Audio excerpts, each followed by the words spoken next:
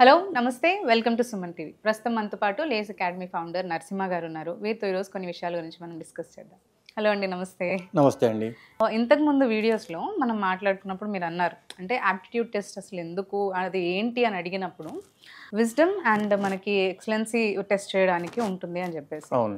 అయితే ఇవి మనకి డే లైఫ్లో, అంటే ఓన్లీ టెస్ట్ కోసమే యూజ్ అయ్యేలాగా కాకుండా మనకి రోజువారీ జీవితంలో ప్రాక్టికల్గా మనం రన్నింగ్ అవుతున్న లైఫ్లో ఎక్కడన్నా ఇది అప్లికబుల్ అవ్వే విధంగా ఉంటుందంటారా?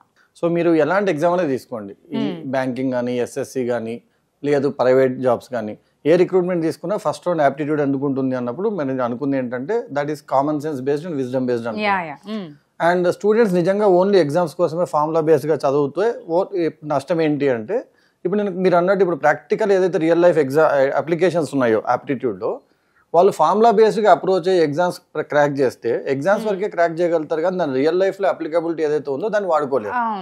ఒక చిన్న ఎగ్జాంపుల్ చెప్పాలి అంటే నేను ఎప్పుడైనా కాలేజెస్కి వెళ్ళినప్పుడు కూడా చాలా మంది స్టూడెంట్స్ మాకు ఇంతకుముందు ఒక సార్ వచ్చారు, ఒక మేడం వచ్చారు, వాళ్ళు మ్యాథమెటిక్స్ లో మ్యాజిక్స్ చేశారు, మ్యాథమెటిక్స్ లో ట్రిక్స్ చేశారు అంటుంటారు. సో మీరు కూడా ఏమైనా ట్రిక్స్ చెప్పండి సార్, షార్ట్ కట్స్ చెప్పండి సార్ అంటుంటారు. అసలు బేసిక్ గా ఫస్ట్ మనం చెప్పాల్సిన విషయం ఏంటి అంటే నేను చాలా మందిని అడిగిన క్వశ్చన్ కూడా ట్రిక్